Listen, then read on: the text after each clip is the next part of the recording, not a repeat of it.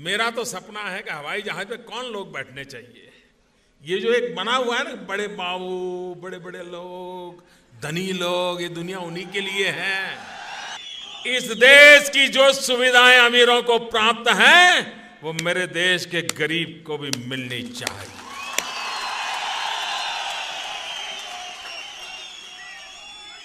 जो सामान्य व्यक्ति हवाई चप्पल पहन करके घूमता है, वो मुझे हवाई जहाज में दिखना चाहिए। ये मेरा सपना है।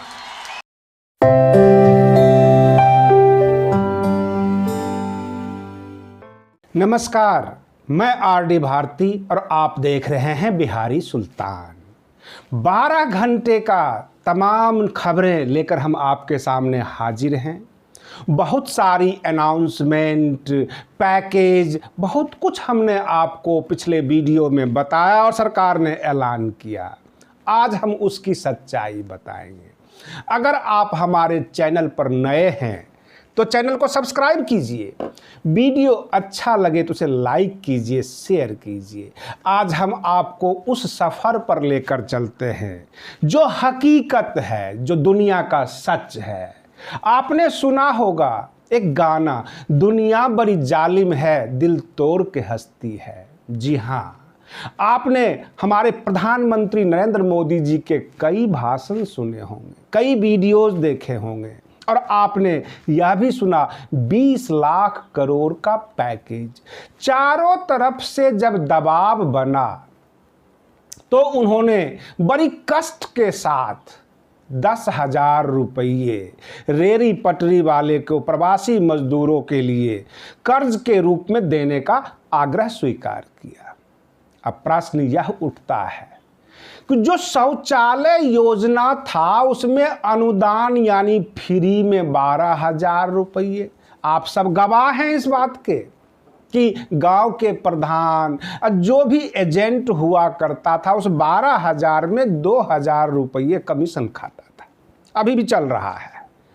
अब ये जो है कोरोना महामारी संकट, जहाँ पे हमारे मजदूर भाइयों के रोजगार छूट गए, जॉब छूट गए, उनका काम छूट गया, भूखे प्यासे गांव की तरफ छोटे छोटे मासूम बच्चे, प्रेग्नेंट बीबी, 80 साल की बूढ़ी माँ, इस तरह से सबको लेते हुए गांव की तरफ निकले। बहुत सारे आपको वीडियो फुटेज आपने देखा होगा और ये सच भी है। ऐसा नहीं है कि सारे वीडियो या कोई इस तरह का फेक न्यूज़ था या विपक्ष ने हंगामा किया। ये सब सच है। मजदूर भाइयों को 10,000 रुपये इस संकट में, वह भी कर्ज के रूप में। कहने का तात्पर्य यह है, वह मजदूर जो 500,000 रुपये रोज कमाया करता था, आप इसको हवा मत समझिए। बोरा उठाने वाला, कट्टा उठाने वाला भी 5 रुपये कट्टे लेता है शहर में। जब ट्रक को अनलोड करता है, 100 कट्टे फेंक दिया, 100 बोरियां फेंक दिया तो 500 रुपये हो जाता है। तो मार्केट में भी भाग दौड़ करके ये मजदूर 500, 700, 1000 भी तक कमा लिया करते थे डेली के। यानी 15-20 हजार महीने कमाने वाले मजदूर को 10,000 रुपये कर्ज के रूप में। इन्होंने तो बैंक को भी फेल कर दिया। बैंक का भी एक नियम है, अगर आपको 15,000 रुपये सैलरी है, वेतन है, उसका 10 गुना यानी 1.5 लाख रुपये तक आपको लोन ग्रांट कर देती है बैंक, जो कि एक महाजन है जो ब्याज लेती है। हमारी वर्तमान सरकार, केंद्र सरकार जब 20 लाख करोड़ का पैकेज लेकर आई है, क्या उद्योगपतियों का जो है केवल घर सजेगा, उनका सब कुछ सही होगा? हमारे मजदूर वर्ग, हमारे जितने भी मजदूर भाई हैं, किसान हैं, क्या इन्होंने वोट नहीं दिया? क्या इनको उम्मीद नहीं थी कि अच्छे दिन आएंगे? ये हैं अच्छे दिन। उद्योगपतियों के लिए 20 लाख करोड़ और मजदूर भाइयों के लिए मात्र 10,000 रुपये का कर्ज। वो भी आप सब समझते हैं कितनी भागदौड़ करनी पड़ेगी, कि उसमें भी कुछ कमीशन देना पड़ेगा। यानी 15-20 हजार रुपया कमाने वाला मेहनतकश मजदूर 10,000 रुपये महामारी में कर्ज के रूप में लेगा। मैं आपको इससे आगे की सफ़र बताता हूँ। ये गांव जा रहे हैं, गांव पहुंचेंगे। कहते हैं दुख के बाद अगर सुख आता है बड़ा अच्छा लगता है, लेकिन जब आप शहर में जिए हों, वहाँ का सुखी वातावरण, खुश वातावरण आपको मिला हो, और फिर गांव के अंधियारे में आपको धकेल दिया जाए, जहाँ बाजार नहीं है, जहाँ कोई चीज़ उपलब्ध नहीं है, अगर आपको कुछ नशा करने की इच्छा होगी तो आप 50 रुपये लोटा ताड़ी खरीदेंगे। ये मजदूर भाई ऐसा करेंगे आने वाले समय में, और जेब में पैसा नहीं होगा। बीवी बच्चे सामने खड़े हो जाएंगे, आज घर में राशन नहीं है। हमारी केंद्र सरकार ने उसका भी हल निकाला है, कहा है प्रवासी मजदूर भाइयों को 2 महीने तक राशन फ्री में मिलेगा। अब प्रश्न यह उठता है कि सभी प्रवासी मजदूर भाई 100 परिवार शहर में नहीं होते। बहुत सारे भाई ऐसे हैं जिनकी पत्नियां बच्चे गांव में होते हैं, वो शहर में जाके काम करते हैं, और उनकी पत्नी उनके राशन कार्ड पे जो रेगुलर होता है हर महीने का, वो राशन उठा चुकी होगी। तब जाके ये प्रवासी मजदूर वहाँ पहुँचेंगे, इनको क्वारंटाइन में डाल दिया जाएगा, फिर ये घर जाएंगे। क्या सरकार प्रवासी मजदूरों के लिए एक प्रवासी मजदूर प्रमाण पत्र जारी कर रही है, जिसको देखकर इमीडिएट इनको फ्री में राशन दिया जाए 2 महीने तक? प्रवासी मजदूर प्रमाण पत्र जारी करके कोई स्पेशल रिलीफ सरकार दे रही है? हम मांग कर रहे हैं, हम अपने मजदूर भाइयों के तरफ से ये मांग रख रहे हैं केंद्र सरकार के सामने कि बहुत हो गया आरक्षण का खेल, बहुत हो गया गरीबों को उद्धार करने का खेल। प्रवासी मजदूर प्रमाण पत्र जारी करके सभी मजदूर भाइयों के लिए 1-1 साल के लिए 1-1 लाख रुपये दे दें, ये संभल जाएंगे। परंतु क्या केंद्र सरकार ऐसा करेगी? नहीं करेगी, क्योंकि फिर ये गांव जाएंगे, गांव के प्रधान ठाकुर साहब, जो बड़े बड़े लोग होते हैं, दबंग व्यक्ति की बात कर रहा हूं, उनकी दादागिरी चलेगी। उनके हिसाब से जो उनके पक्ष के लोग होंगे उनको ये फायदा मिलेगा। 11,000 करोड़ राज्यों को दिए गए हैं, जैसा कि हमारे देश के प्रधानमंत्री जी बोलते हैं।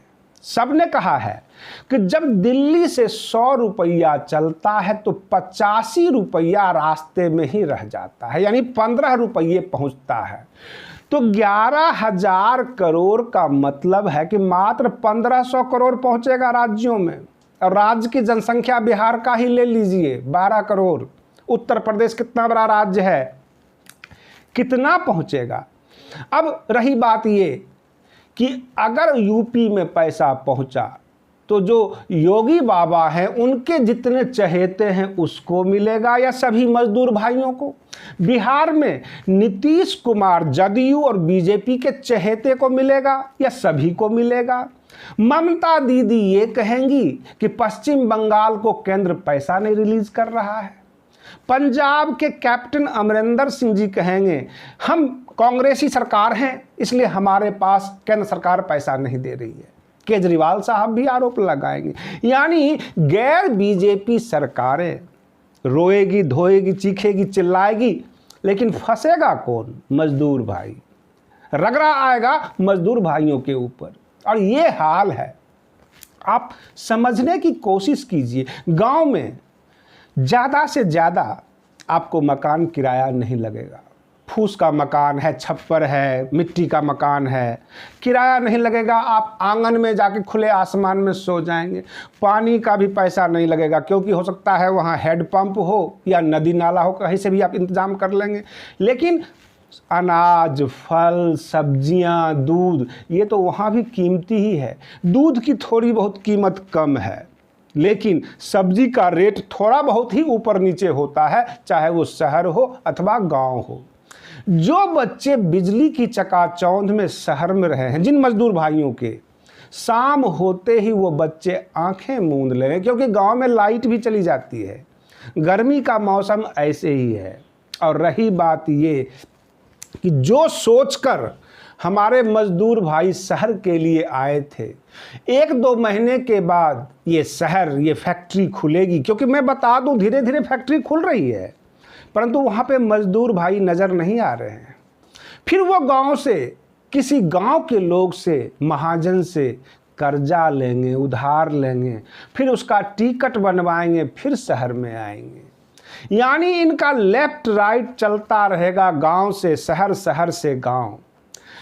कोरोना संकट जो है खास करके गरीब मार किया। भूखमरी में, रोड पर, ट्रकों के नीचे, बस के नीचे, ट्रेन के नीचे लोग आकर मरे हैं। कोरोना में जितना मरा है करीब करीब उसका आधा रास्ते में मर गए हैं लोग, गांव पहुंचते पहुंचते। डॉक्टर कहते हैं ये जो मजदूर मरा है डिहाइड्रेशन से। सोचिए, मैं आपको बता देता हूं ये अंग्रेजी का मतलब डिहाइड्रेशन, यानी गर्मी में चलता रहा, प्यास के मारे पानी पिया, ठंडा गर्म पकड़ लिया और गस खा के गिर गया, वो मर गया। ये है डिहाइड्रेशन। रेलवे की लेटेस्ट अपडेट्स हम देते रहते हैं।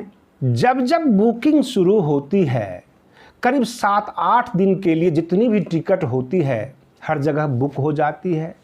आपके नियरेस्ट जो एजेंट्स होंगे, साइबर कैफ़े वाले होंगे, उनको ज़्यादा डिटेल पता होता है उस टाइम का कि किराया कितना है, कितनी सीट खाली है। वो साइट ओपन करके आपको बताते हैं और आपका गंतव्य स्टेशन जो है वह उस ट्रेन के रास्ते में आता है या नहीं आता है, सब कुछ बता देंगे। आप उनसे संपर्क कर सकते हैं, उनसे सारी डिटेल पूछ सकते हैं, क्योंकि रेलवे भी लापरवाही कर रही है और समय का फ़ायदा उठा रही है। बहुत सारे विदाउट टिकट भी पकड़े गए हैं और इनके जो टिकट का किराया है, जो ट्रेन का किराया है, ये भी अप डाउन होता रहता है। इसलिए हम आपको अगर कोई बता दें और सामने कुछ ज़्यादा अलग मिले, कुछ गलत मिले, तो आपको ऐसा लगेगा कि शायद गलत खबर हम सुन लिए। इसलिए वहाँ से लेटेस्ट रेट क्या है, टिकट का किराया क्या है, वहाँ से ज़्यादा अच्छा रहेगा पता करने में। और उसी टाइम, क्योंकि बहुत सारी बातें ऐसी होती है, बहुत सारे एयरलाइंस खुल रहे हैं, वह 6 महीने पहले टिकट लीजिए सस्ता होगा, लेटेस्ट लेंगे ज़्यादा महंगा होगा, इस तरह का मौके का फ़ायदा उठाते हैं। और रही बात ये, जितने भी हमारे साथ लोग हैं जो हमारे चैनल को सब्सक्राइब करते हैं, हमारा मनोबल बढ़ाते हैं। हम आपका एक से बढ़िया, एक से बढ़कर एक न्यूज़ लेकर आते हैं आपके फेवर की, और हम आपके साथ रहते हैं, आपके मुद्दे उठाते हैं। आप बने रहिए बिहारी सुल्तान चैनल के साथ, हम आपके लिए लेटेस्ट खबरें लेकर आते रहेंगे। तब तक के लिए धन्यवाद। जय भीम, जय भारत।